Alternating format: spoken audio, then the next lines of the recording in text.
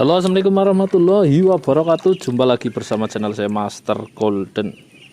Selamat pagi guys, gimana kabar Anda hari ini? Semoga Anda baik-baik saja dalam kondisi hari-hari ini dan seterusnya.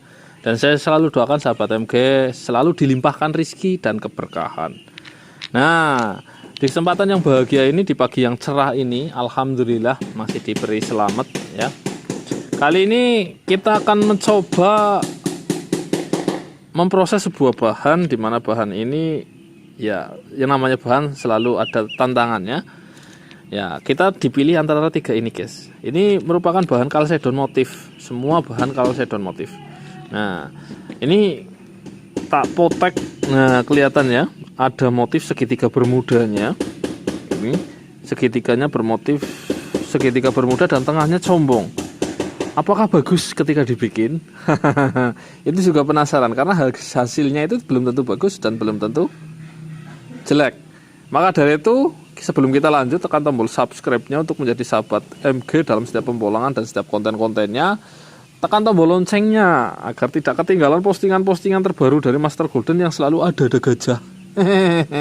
Ada gajah atau ada saja ya. Oke, ini mungkin akan kita proses ya. Dan apabila ini diproses gagal, mungkin akan kita proses yang ini. Karena semua itu tidak mesti hasil jadinya sama. Nah, seperti apakah ini? Ini kita bahas dulu. Ini kalsedon motif segitiga. Sebenarnya segitiga itu di samping segitiga yang terlihat, juga ada segitiga-segitiga garis ya, melebar dan kecil-kecil sangat lembut. Kelebihannya, ini bisa dikatakan batu segitiga bermuda ya. Motifnya segitiga bermuda. Terus ada lubangnya di tengah, dan lubang itu nggak tahu kita tembus sampai kapan atau sampai masa lalu juga nggak tahu. Yang jelas masa lalu jangan diungkit-ungkit, nanti akan menimbulkan sakit. Dan ini juga motif Sulaiman bergerigi ya. Nah, ini tak bawa, nanti ini kayaknya belum masuk motifnya, atau bahkan ini motifnya keren ya. Ini bentuknya kayak gini loh guys, bahannya kecil guys. Harus telaten memang ya. Nah, semuanya nggak jadi, itu akan saya coba gosok ya, dan seperti apa hasilnya kita sama-sama nggak tahu. Di samping ember ini, bahan-bahan ini merupakan bahan pilihan-pilihan yang nanti akan saya konten, dan hasilnya wah insya Allah ya bagus-bagus, karena ini udah pilihan daripada bahan pilihan, dan bahan yang di sini juga bahan pilihan di antara bahan-bahan di alam. Jadi memang benar-benar yang terpilih dari yang pilihan. Oke, kita lanjut ya guys. Kita buat yang ini, segitiga bermuda. Mantap jos, lanjut.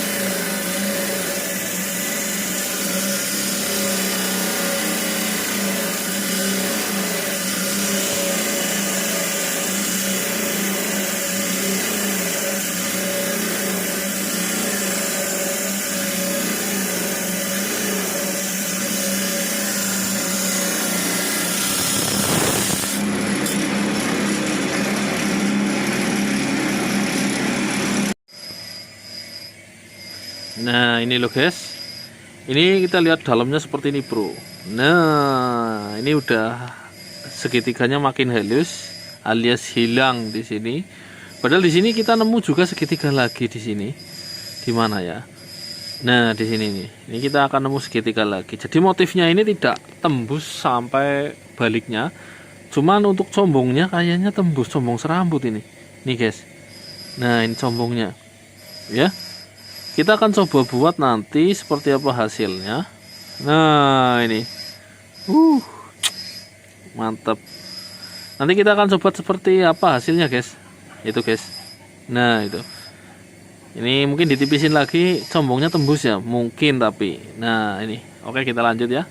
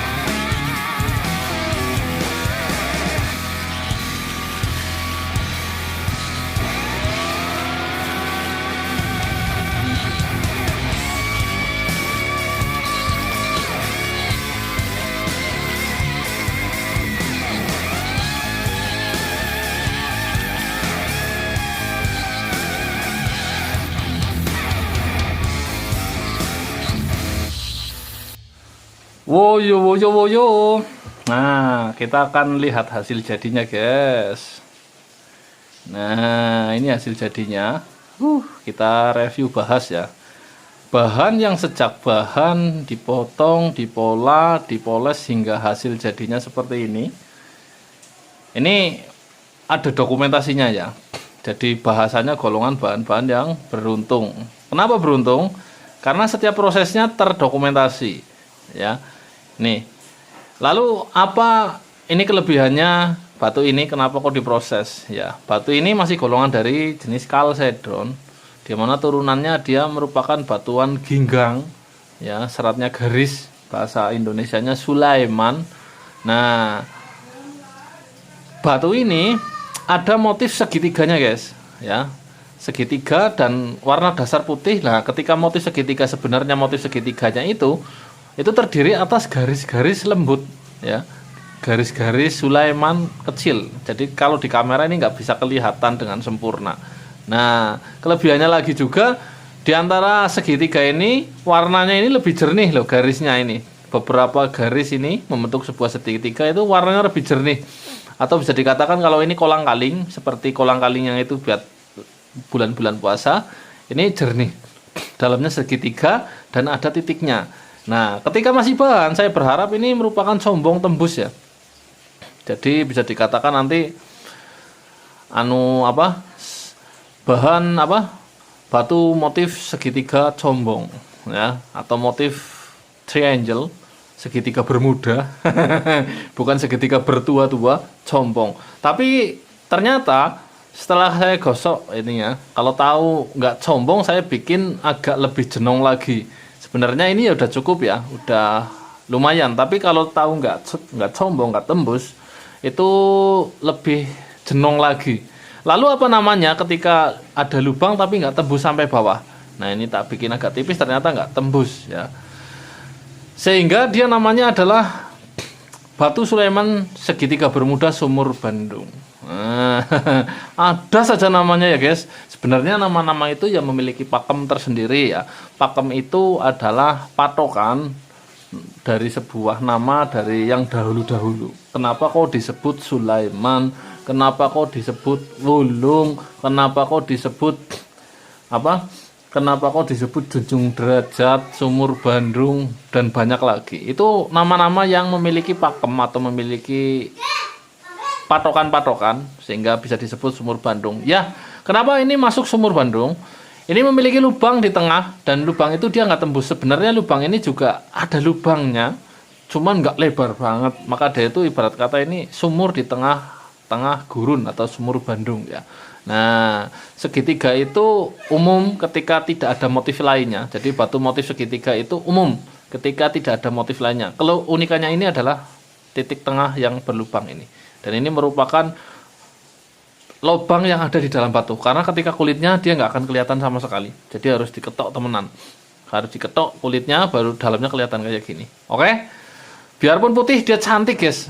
Ini untuk orang-orang yang suka kebersihan, untuk orang-orang yang suka tenang, jiwanya tenang, bersih, dan bercahaya atau memancarkan sinar yang putih ya, auranya dia itu sumeh, bahasanya kayak gitu. Itu cocok akik ingin dipakai karena kecocokan akik dipakai itu juga mengikuti aura pancaran orang itu tersendiri. Banyak orang yang karakternya sumeh, karakternya itu cara Jawanya apa sumeh ya, dia supel, suka bergaul, murah senyum, dan keterbukaan. Pakainya kok malah warnanya hitam itu nggak masuk, guys. Jadi kalau orang kayak gitu pakainya warna-warna yang cerah, warna-warna yang memancarkan karakter dirinya, seperti itu. Oke, kita lanjut hasil yang lainnya. Oh, walah. Ini, guys. Ini giok Jawa ya, guys. Nah, ini golongan dim kantor ring 9. Dim kantor itu mewakili dim sedang dan kecil. Jadi orang-orang kantor kan cenderung memakai yang sedang-sedang atau yang kecil sekalian. Jadi tidak mengganggu pekerjaan dan tidak nyolok di mata. Itu dim kantor. Bagi Anda pekerja kantoran, anak kuliahan, bahkan masih sekolah juga, di sekolah dasar nggak masalah, kantoran apapun.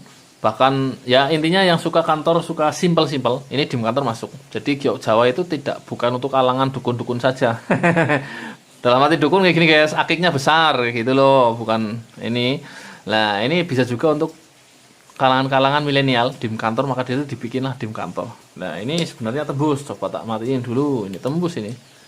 Nah, ini tak matiin dulu. Nah, ini udah tembusnya plong sekali ya. Karena kalau ada sinar itu nggak jadi plong. Ini malah saking silonya jadi plong banget. Oh, walah.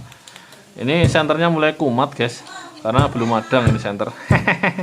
Nah, ya tembusnya plong banget ya. Nah, ini ringnya kotak. Biarpun kayak gini nih, karakter dalamnya ada serat kayak lumut, itu karakter guys. Itu bukan penyakit dari giok, itu karakter giok Jawa seperti itu. Tapi ini golongan yang kristalnya bagus, maka itu di senter itu hampir sewarna dengan senternya karena tembusnya terlalu plong ya. Dan Anda tahu, untuk dapat kayak gini, untuk dapat sekecil ini dengan warna kayak gini dan kristal kayak gini, luwes ya, bahasanya itu lumayan bagus. Dia itu berada di bongkahan besar, jadi nggak semua bongkahan giok 1,5 kilo itu bisa jadi semua, tidak guys. Giok Jawa nggak seperti itu. Oke, sekalian mumpung dimatikan flashnya, edan, ini kok kayak bentuknya kayak ini ya, kayak terompah ya. Terompah itu karakter ring terompah seperti ini. Ini biasanya dalamnya ada tulisan model-model kayak gini ya, kayak bar es krim apa gimana kan ada kayak gini. Nah, ada yang tahu terompah itu apa ya, ciri khas ring dari mana? Kalau menurut saya sih mungkin dari Timur Tengah ya, tapi nggak tahu ya. Nah, ya batu apakah ini? Salah satu batu hasil jadi terbaru dari Master Golden. Ringnya, modelnya, gosokannya terompah. Ini golongan wulung hitam legam di senter merah. Loh, kok ada putihnya? Nah, ini putih guys. Iya, itulah batu guys. Jadi kita nyari kayak gini aja, hitam legam aja susah banget ya. Ini ada putihnya, ya karena memang ada putihnya. Itulah ciri khas batu asli. Ada beberapa wulung itu merupakan sebuah pewarnaan dari batu Sulaiman. Jadi ketika Anda jumpa wulung kok seratnya kura-kura, seratnya ginggang. Itu, dan ketika di center ini itu warnanya hitam pekat sekali. Terus ada kayak awan-awan putih. Itu bisa jadi merupakan sebuah wulung pewarnaan. Batunya asli, warnanya itu yang dibuat. Atau bisa dikatakan warnanya itu buatan manusia. Ini di center tembus merah, mantap, jos banget. Ini center nyala aja. Wah, senternya kumat ini guys, belum madang ini. Oh, wah. Oke, nyalakan lagi. Dinyalakan aja tembusnya plong guys, karena warnanya merah darah. Istimewa sekali. Warna putih ini merupakan karakter serat dari batu ya. Jadi, nah itu serat dari batu. Hitamnya, visualnya legam. Ring 8 guys. Di harian Jumat ini, kedua batu ini berjejeran. Bahkan kedua batu ini berbeda karakter ya. Dari karakter pembuna, dari karakter batunya, karakter pancarannya, karakter kriteria penggunanya juga berbeda. Tapi batu ini bisa berjejeran karena ketika Anda penghobi batu itu tidak masalah dengan semua itu. Yang penting suka, bisa menjadi koleksi Anda. Kedua batu berbeda karakter, 3 batu berbeda karakter menjadi satu karena berbeda-beda. Bagusnya tetap satu jua. Ya, ada kata-kata bagusnya. Karena kalau tidak bersatu itu tidak bagus. Bersatu kita teguh, bercerai kita lumpuh. Mungkin sampai di sini dulu perjumpaan kita di hari Jumat yang barokah ini. Semoga sahabat MG di seluruh Nusantara selalu dilimpahkan rizkinya bersama dengan derasnya turunnya air hujan dan selalu diberikan keselamatan, keberkahan. Wassalamualaikum warahmatullahi wabarakatuh. Salam para petualang semua. Mantap, jos. Lanjut.